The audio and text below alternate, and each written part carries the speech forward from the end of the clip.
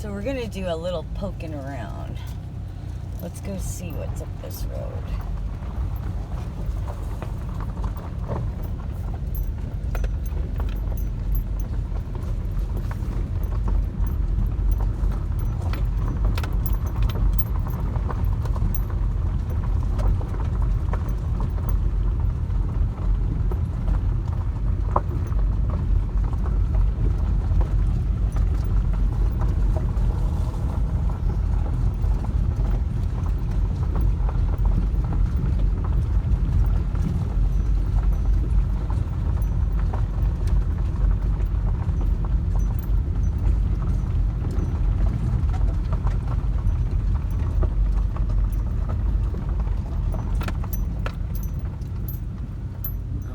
Trespass, because that says residents only.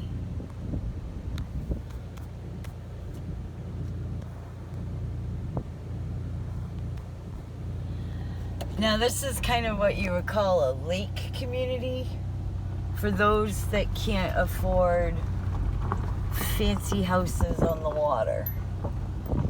So some of these might be seasonal, some might be year-round.